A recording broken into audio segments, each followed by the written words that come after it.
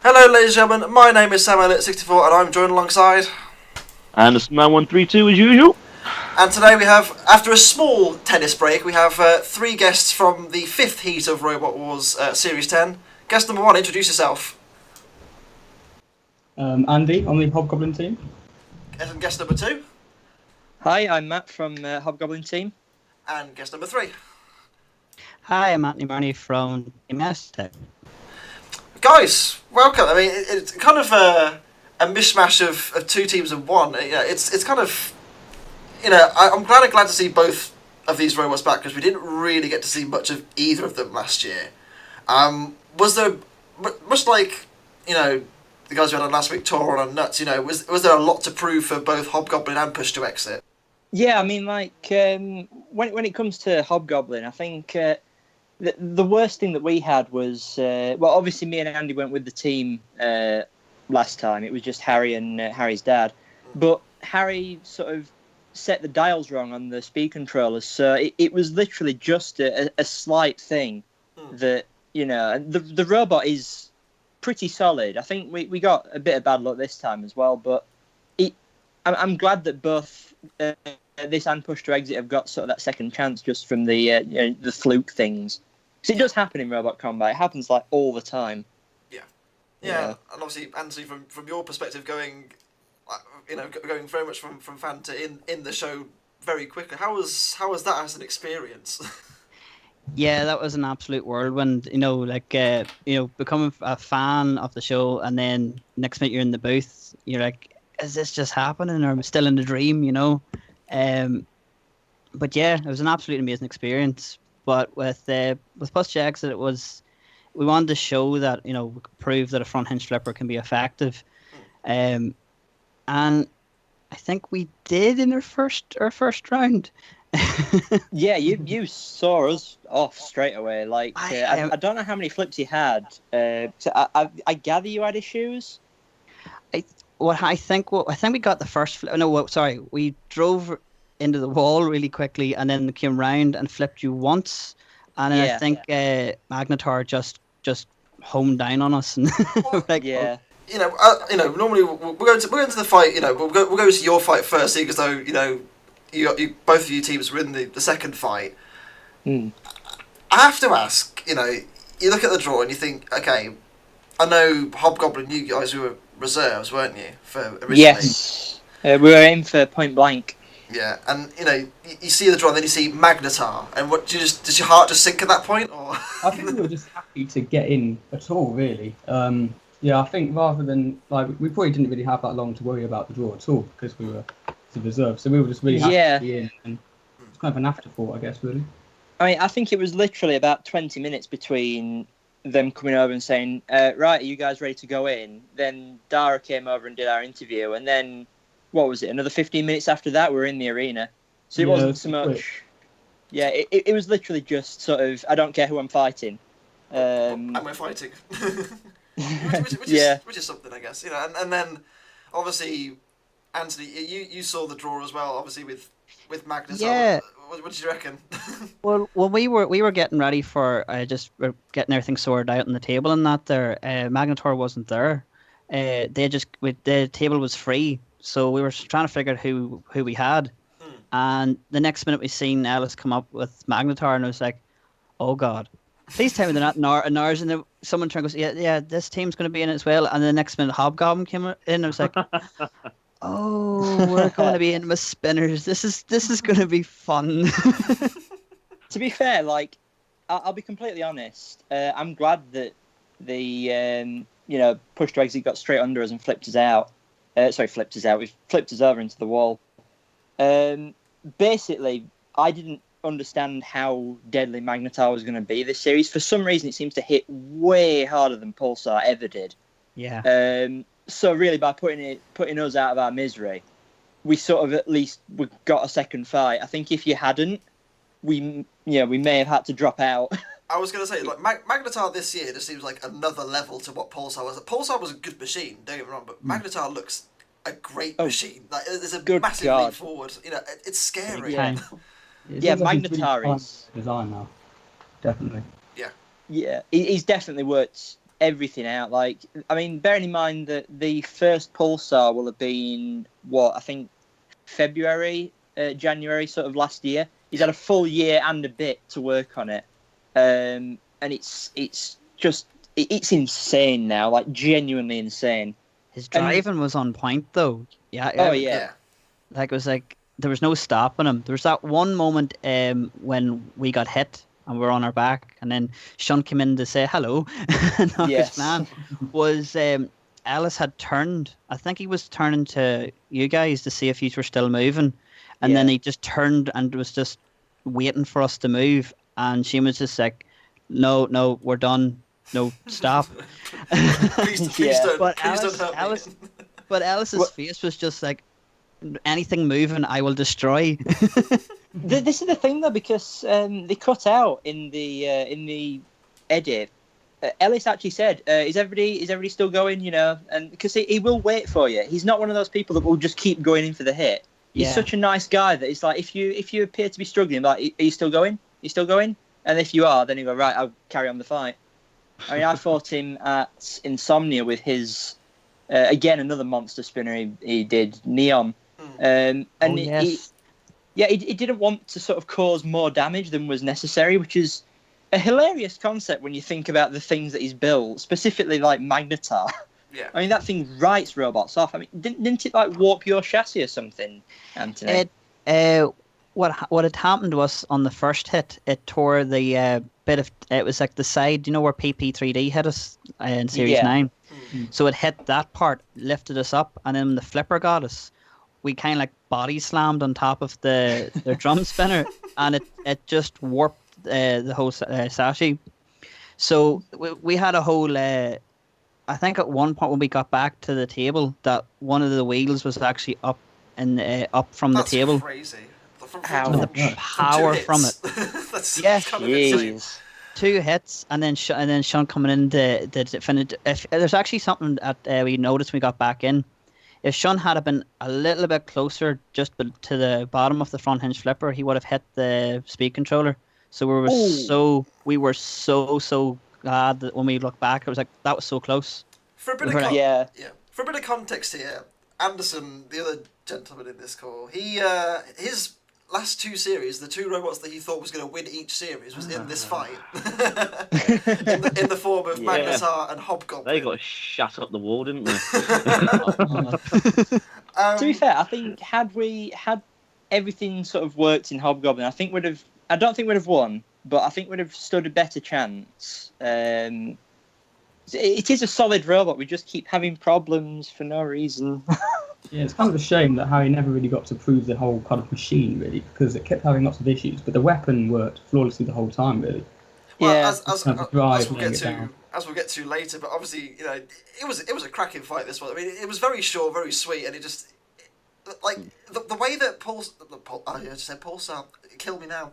Magnetar moves around the arena. It moves with like a presence. It looks scary when it comes towards you. Like, it's terrifying. You think that's scary? Because obviously the booths are right next to the arena. You seem to get a lot of the sound straight from the arena in the booth. When you hear that thing go up to full speed, I mean, you two will probably be able to back me up on this. That is so loud. I mean, you can't hear. Like, or you're trying to talk to your teammates, all you can hear is that. He's like, oh dear.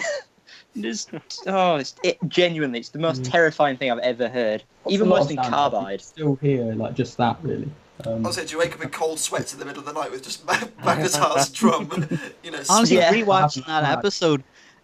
Watching their episode and hearing the death hum, was like, oh god, flashbacks. Yeah. I don't think it even got up to full speed.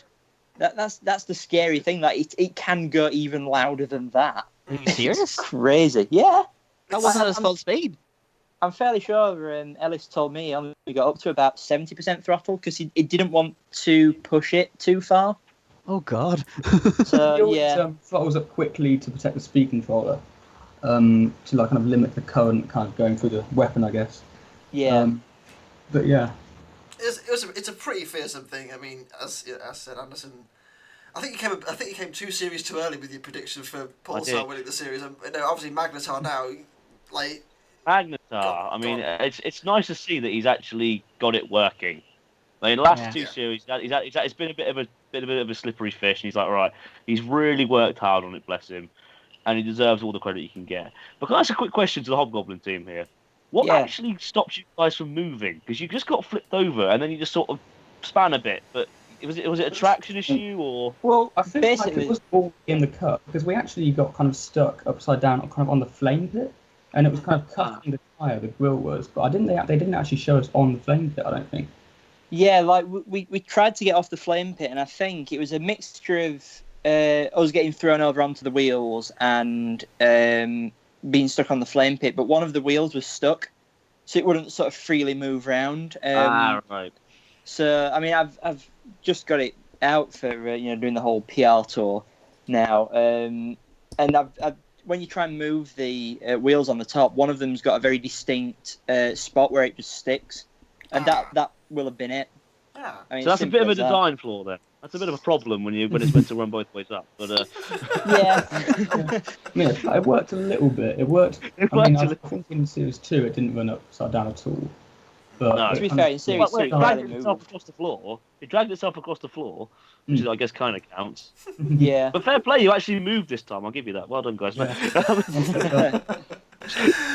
I'm glad to see that at least got a second chance, but unfortunately for both of you chaps, it meant redemption time with Magnetar going through. But before that, obviously, we'll talk about the other melee, which was the first melee. But it's fine. We'll gloss over that. I have to say, all the robots in this heat looked absolutely fantastic. Like there was not one where I just thought it doesn't look stylish, it doesn't look slick. And then there's Expulsion. Expulsion confuses me. The Meccano fidget spinner. It confuses me. I love it to bits. I think it looks fantastic. I just don't know what it does. What's it meant to do? I really like how kind of unique the full shape of it is. Yeah. Yeah. I think that weapon wasn't quite as effective as they thought it was going to be. I think they had some kind of issues on like maybe power from the motor or something. But yeah, I think it looked really cool and kind of different.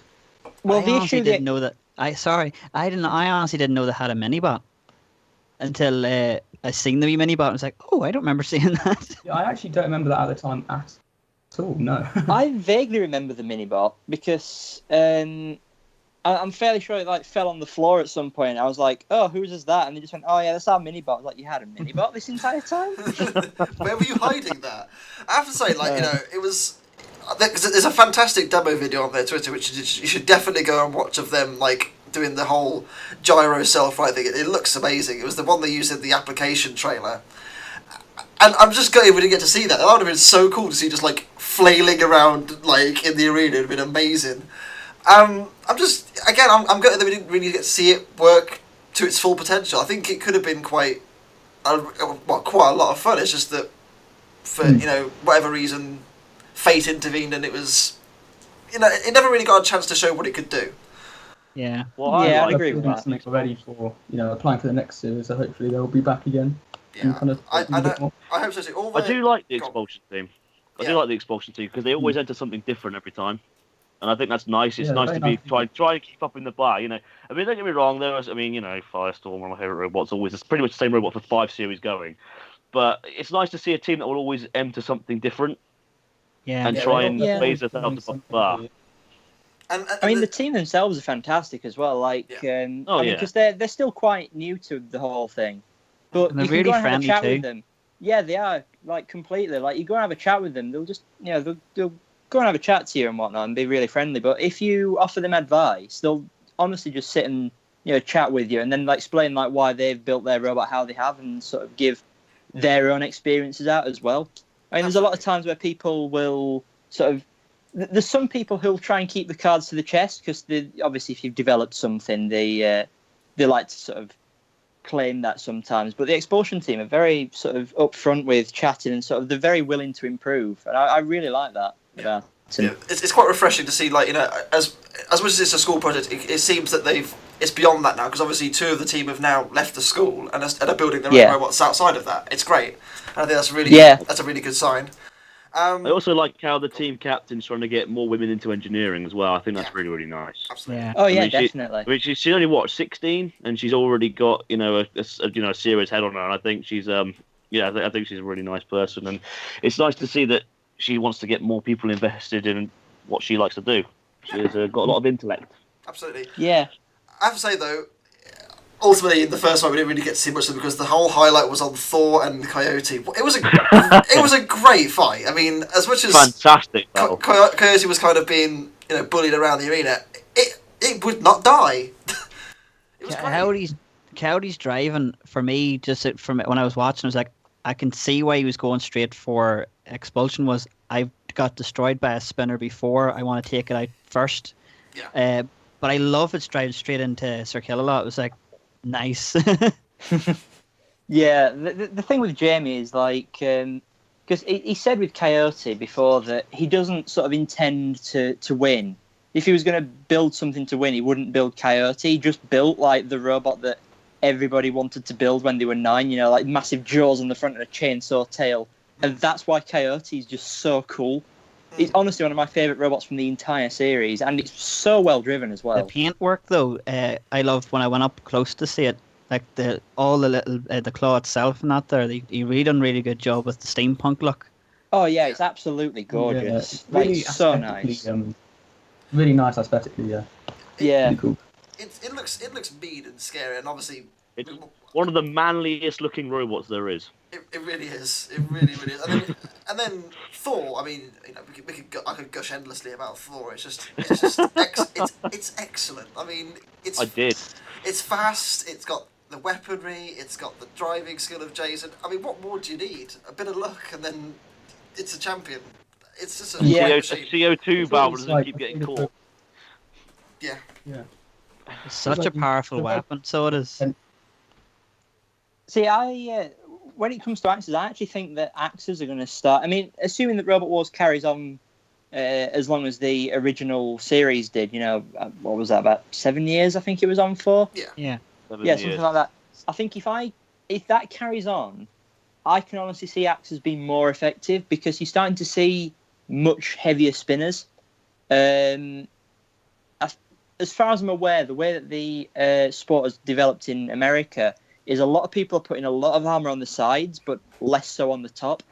So you'll tend to find that people start armoring around the sides, and then the axes will be able to come in. Same with crushers; they'll become a lot more effective in the long run. So I think if such as Terahertz and Thor can play the long game, I reckon we may well see one of those as champion one day.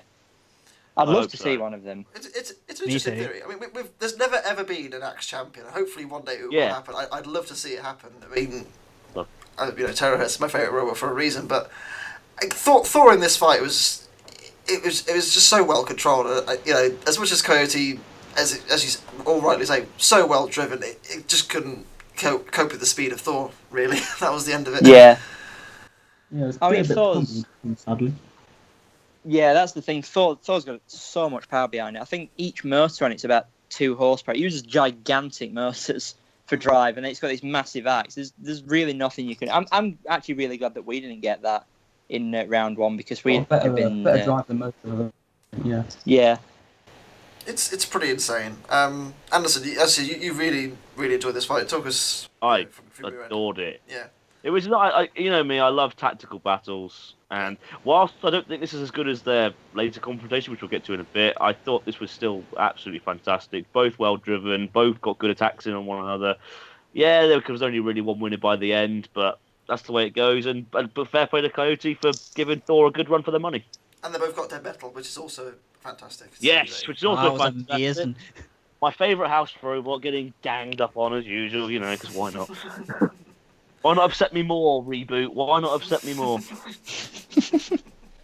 Anyway. Yeah, the house robots were not on the favourable side this episode, were they? They were not.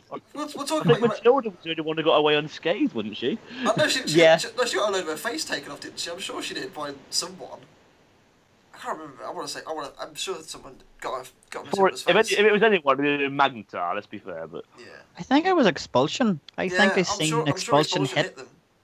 Yeah, I think it hit the front and took one of her teeth out. We side part. Yeah, I vaguely remember hearing this. I completely forgot, but yeah, that sounds about right. That, and I do know that Matilda wasn't put in for some of the fights for I've been told a reason, but I don't know what that reason is. So literally every house robot took some damage this week. That's the best thing ever. But speaking of, we've pretty much wrapped up round one. Out go Coyote and Expulsion. They'll have to redeem themselves. Coyote and Hobgoblin. Now, you bullied the house robots, both of them, Matt. Yes. Yeah, you had to do it, didn't you? Really. Well, this is the thing because there was enough cut out of that fight that you don't sort of see my process of, like, when I started out, I thought, right, I'm going to try and win this, and then we started to lose the drive because the batteries went. The whole robot started to slow down. What happened is one of the batteries shorted, we think, and we started just getting way less power than we should have had, which is why it started to be really immobile. And by about halfway into the fight, I thought, look, we're not going to win this. And so I just started trying to have a bit more fun. Coyote pushed us into Kill-A-Lot. We broke Kill-A-Lot's bottom jaw. And then he pushed us towards Shunt. Now, Shunt just started having a go at us. At that point, I'd lost my tyre. And I thought, we're immobile. And I turned the beater off. And then Shunt was still carrying Axios. And I said in the booth, well, that's not fair. If he's allowed to carry on, I'm allowed to carry on. So I turned beater up to full. And he starts carrying Axe in it. The guy who was controlling Shunt said, I couldn't really see in that corner, so I just carried on axing and hoping. Straight in the beater. Pulled the axe off. I'm so happy. That moment was like, yeah, we got revenge for destroying us. Yeah. He didn't even do it justice, actually. He was hitting us for ages. This was going on for a solid 30 seconds. I was going to say, it just wouldn't stop. And then even after the accident, it was like, I'm just going to bulldoze you into the corner and just make sure you stop. Yeah. I think Shunt got the point. Oh, dear. Yeah. Wow. Sorry, you guys knew that my puns would spawn again. I'm sorry. Oh, get out. Get out. It's almost worth. Me. It's almost worth hanging you up for that, but I'm not going to do it. Oh dear. Anyway, it's gutting that Hobgoblin didn't really get to show what it can do, because I genuinely think, especially now with the live circuit able to take spinners, and I believe Hobgoblin's tip speed is low enough, isn't it, to go in there? Oh, it's by far low enough. We could increase it by, I think it's another 25 to 50%, and it'll still be underneath the limit. I think. I would love to see Hobgoblin have a go and prove what it can do, and I think a lot of people will be very surprised, because I think it's got a lot of potential. It just seems on TV it has a lot of stage fright. I would not be happy until I see a heavyweight go flying out like a featherweight. Okay. One day that'll happen. Yeah. Sadly, out goes Hobgoblin. I mean, did you at least enjoy your Robot Wars journey? Oh, it was fantastic. I'm just kind of glad, how he kind of took us along for the experience and ride and stuff. Yeah. And just kind of happy to be there, really. Yeah. It was kind of the same, just because we had to leave early, so we kind of could have stayed for a few more days if we got through and stuff. Yeah. And moving on from Hobgoblin, I mean, the story doesn't really get much better for Anthony, unfortunately. So what happened against Expulsion? Because you were all over them, and then he just died. See, what the first thing that went was the flipper, because I can remember Stephen was just sitting there waiting for the moment, and he hit the button and it didn't work, and he looked at me and I looked at him and he's like, flipper's not working. And I think what happened was that Expulsion's flails, they hit the bottom of the front hinge flipper and they knocked the wire out, so it was just touching. So every time it was touching it, we were moving, and then we cut out and then move again, and then we just stopped completely dead. And then just as that had happened, we're like, right, I think that's us. And then the next minute you see the floor flipper lift up, and then you see Expulsion on their face. So it was like everyone kind of went quiet. You could even tell that the audience went quiet. It was like, what's happening? Who's won? Who hasn't won? Yeah. But then while this was happening, all I can remember, Stephen, and I'm actually happy they kept it in. I wasn't expecting to keep it in was Stephen turning and goes, "Hold me, Anthony, hold me." So we were like, I was like, at that moment, it's like, because before the fight, Shane was saying, if we win, go mental. If we lose, go mental. So the only thing that was running through my head was no Roboteer has actually fallen on their knees and screamed like, no. So I thought, right, that's what I'll do. What I didn't tell anybody else. So there's that wee moment where Stephen's holding on to me and I do that like turn and fall. And I think Stephen for a minute there thought, did you just fall? Are you all right? What's this happening? But the best moment for me was when we were getting back out. Was we didn't know. We heard that the judges are getting ready to decide. So the rest of the Expulsion team were saying, "Oh, use a one, use moves, use her one," and we could see in the corner that Shane and the two team captains were in the middle talking, and the next minute it said Expulsion, and they were like, "Oh my god!" And I was like, "I'm really happy that they got a win." Because they really deserved it after all the battles that they had before us. Absolutely. And the moment that surprised me, what came from Stephen, was when we were walking back to the pits. Just for a second, Stephen was like, I thought he was tying his shoelace. And then the next minute, he just takes his shoe off and fires it and pushed it. and just went, damn you. But the bit that no one's seen was all the camera crews were all like, the cameramen were all like focusing on push to exit. And you could see they were zoomed in. And next when the shoe hit, and they were in stitches laughing. I was like, that was the best moment. But when we got back, I was like, who are they up against next? And they was like, oh, they're up against Magnetar. And I was like, oh. No, we dodged a bullet. I have to say, it was one thing I'm quite, obviously there's a lot of the fights in this episode were fairly short, but a lot of the filler that they normally put in is fairly trashy normally. It was excellent this time. Like it was great to see like you guys having fun in the control pod. It was great to see you guys, throwing things at push to exit because it stopped. That kind of thing is just, sometimes you just need it to see that you guys are actually real people that care. Well, see, the thing is with all of that. Yeah, the thing is with all of that does happen quite a lot at events. They do edit a lot of it. I mean, early Robot Wars, like Series 8, apparently there was a lot of shenanigans went off, but they sort of tried to make it a bit more serious. Yeah. The big change with Series 3 is it feels like they have started to sort of embrace the silliness. Yeah. Especially with, like the kegs and Bucky. But I mean, there was one thing in particular which I'm really sad that they never showed. Throughout the filming of Series 3, there was a bit of a prank war going off between Jason and the Danby crew. Yeah. Basically, Jason taped all of the tools down to Apex's desk, which is, when they all get back to the bench and Craig appears to get mad and rip something off. Yeah. What he's actually doing is he's just pulling all the tape off all his tools. So the next day, they thought, well, we're not having that. We're going to get his own back on Thor. So Jason turned up to his bench. And he just went, oh, what the hell? The cling film Thor to the table. Did you see what they also did as well? What I thought was funny, that they got a load of Team Toad stickers and put them all over Thor.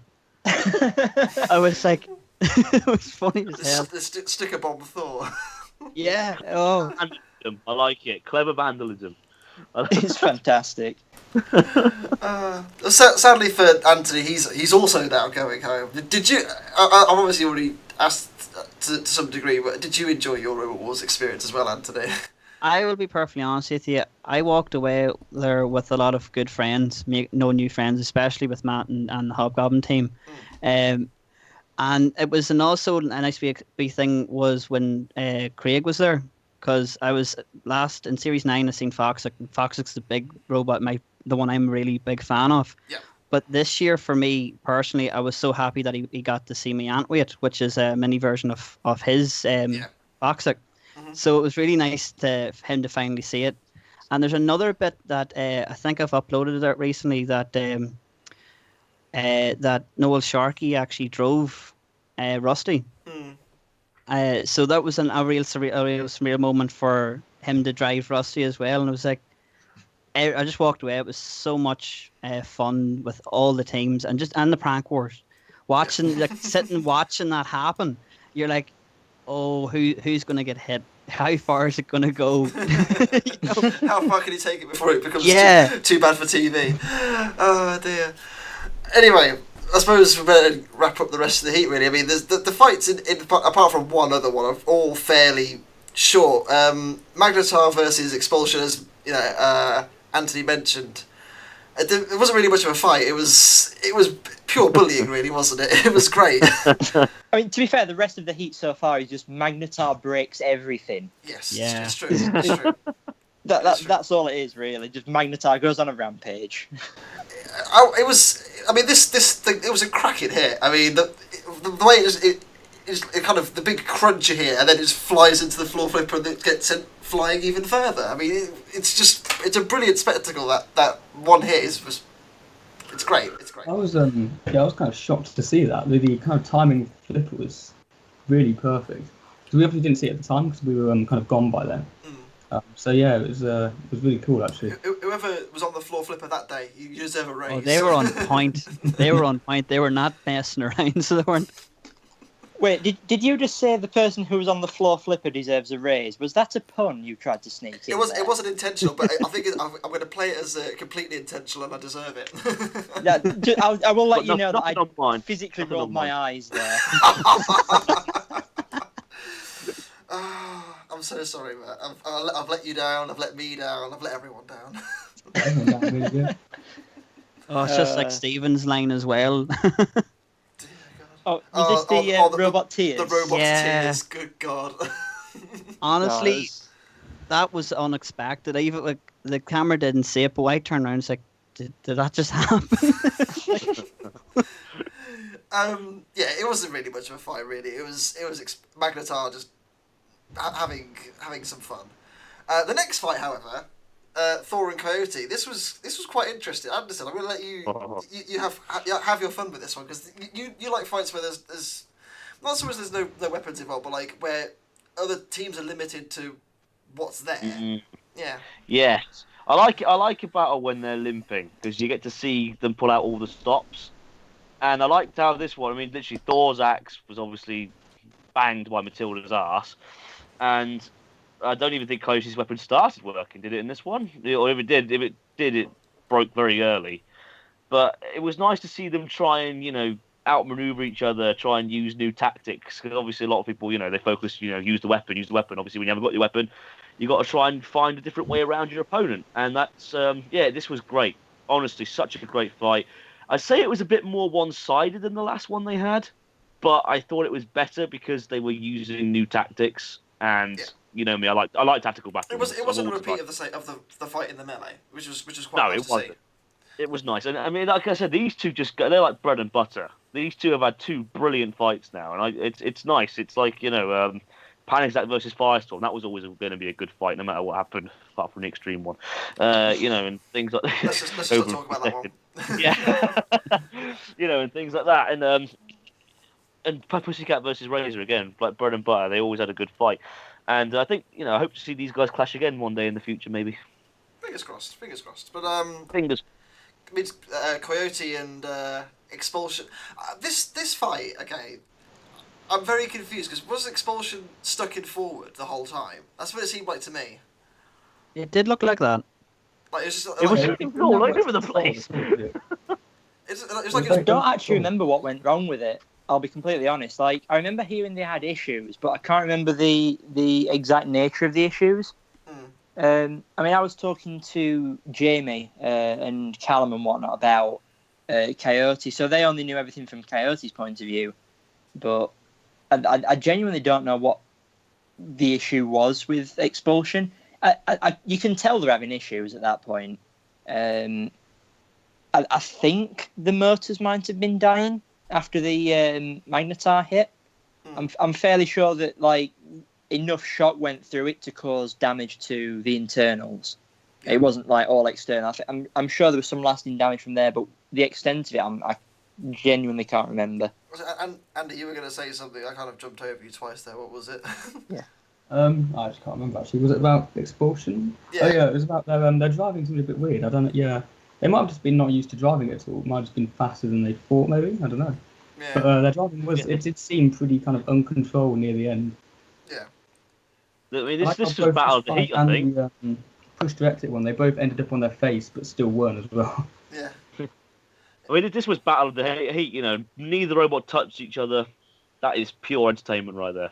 There you go. They got one whole hit. Oh yeah, I think they came together once, didn't they? Yeah, I think Expulsion knocked a bit of piping off of Coyote. I think everybody took piping off Coyote except from us. Hang on. Yeah. Everyone took piping off Coyote. That's just a sentence I didn't expect to hear today. God damn. Can we just appreciate that Expulsion is in the 10-way? Yeah. Just for a second. Speaking of the 10-way, we now have our lineup. Obviously, we've got one more to fill in a few seconds, but as Matt has already mentioned, Magnetar does break everything, so we'll get to that in a second.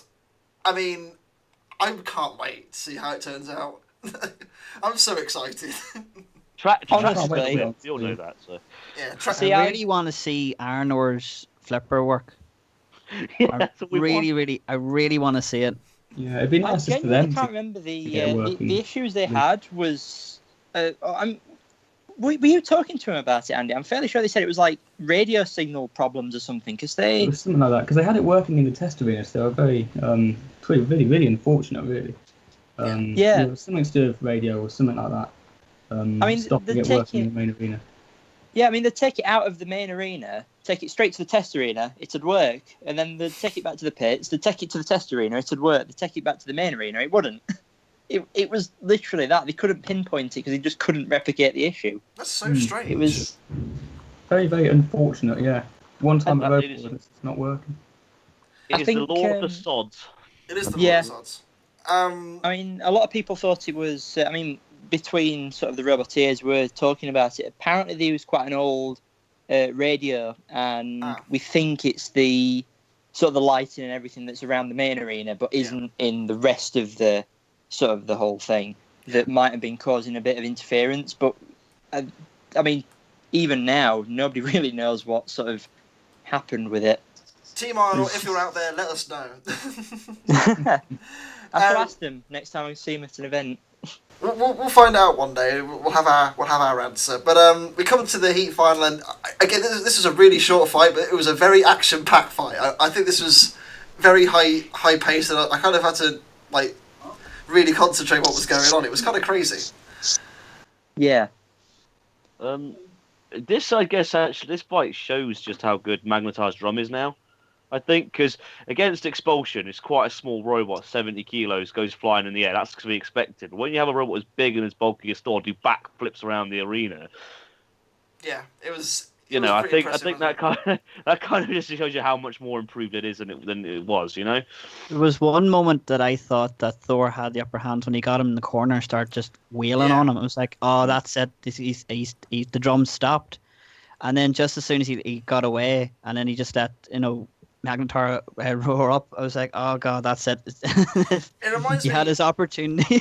Yeah, it reminds me you look at last series and Carbide took so little time to be in killing mode. It seems to me that's what I've done it again. Magnetar now has that same ability, to be in deadly mode straight away. There's no respite, and I think that's the difference between having a good machine and a great machine. Something that's always dangerous is better than something that takes time to be dangerous. Hobgoblin and Magnetar. For a good spinner, you need to have good drive as well to be able to really use it. Because I don't think we really hit anyone with the Vita at all, really. Which is a shame. No, we didn't get a good hit in. We needed to wait for a good hit. I said, talk to John Reed. He'll sort you out. Yeah, you didn't wait for a good hit. Yeah. Yeah. No. I mean, that's the thing with Magnetar over Pulsar. It can get up to speed. I mean, it can get up to speed faster than what it does in the show. Just Ellis takes it steady because there's no need to get all the way up to speed in 2-3 seconds when it's going to take a few seconds for anybody to get to you anyway. But the drive this time is so much more potent, and that is number one for a spinner. in my experience. Anyway, if you have terrible drive, you can never engage with anything. If you have good drive and even like a subpar spinner, you'll just get crazy hits on stuff. Yeah, I believe it was I believe the drive was a lot kind of slower than last time, but just designed to be more consistent and reliable, which it has proven to be. Downfall in season 2. I mean, on a technicality, it was 22 miles an hour, and now it's 12 or something around that figure. But in actuality, or in the arena, it didn't really seem to be much slower. If anything, it seemed to be just as nippy. I was going to say, I remember the stats came up and it said, "Oh, it's 12 miles an hour," and I'm like, it doesn't seem like maybe it's 12 mile an hour all the time, but it's not. It didn't seem slow at all. It just seemed like it was zipping everywhere. But maybe that's just the nature of the machine. I think it's just 12 miles an hour isn't really slow. No. It just depends on the. I don't know. I guess it wasn't really. I guess the wheels had good weight distribution, so it wasn't like wheel spinning or anything like that. So it was probably using the full kind of 12 miles per hour, and that is quite fast. So it's quite a small robot as well. I think if a robot's small and it nips around, it looks quicker. Maybe that's just me. I don't know.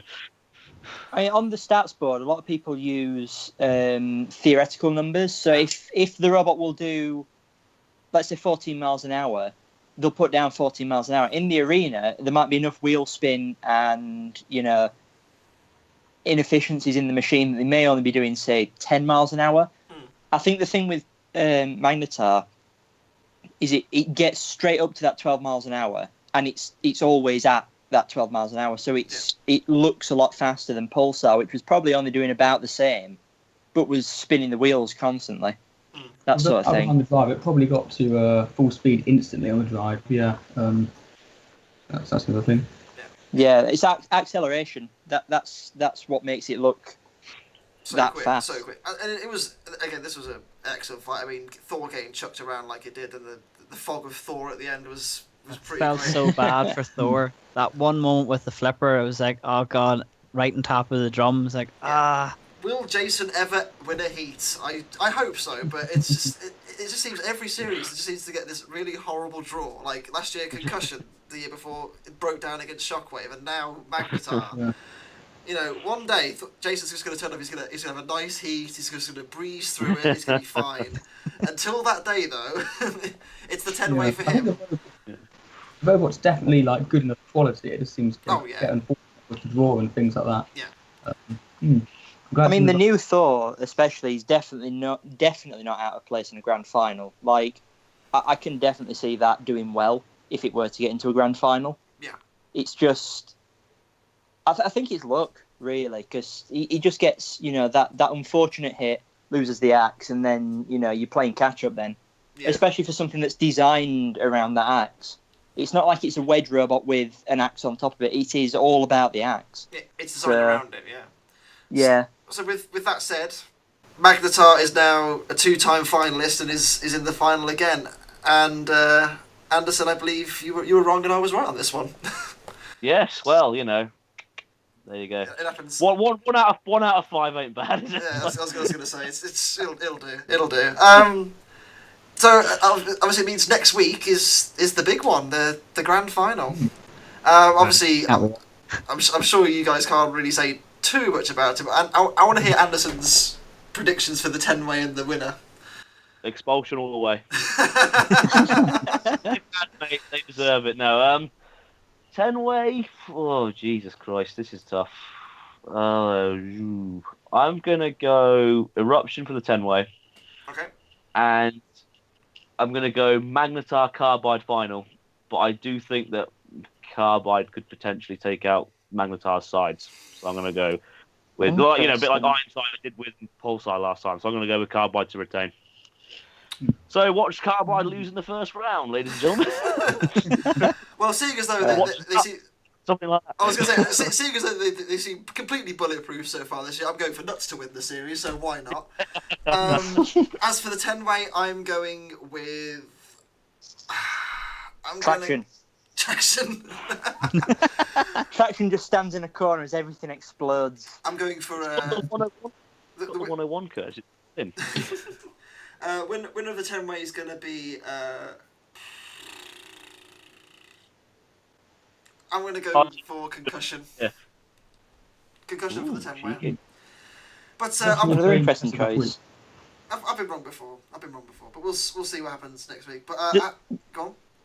No, I was just going to say the thing I really like about the, I mean, not specifically just the 10-way, because it's a good fight, by the way. It's a really, really good fight. Like, the whole grand final is amazing.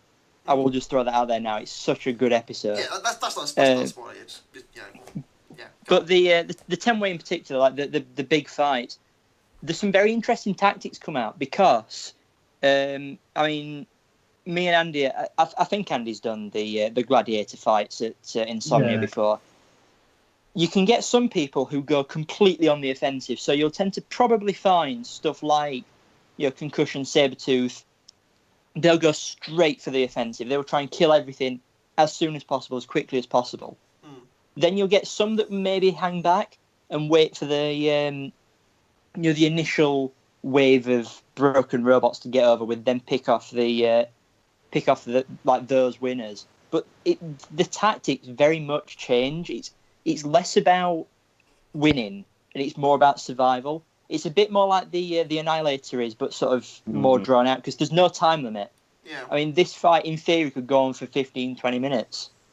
I'm excited. I mean, it doesn't, but I'm excited as well because one thing I think a lot of people have had a lot of issues with the TV show for the last 2 series is choosing the wild card and not having them fighting it out.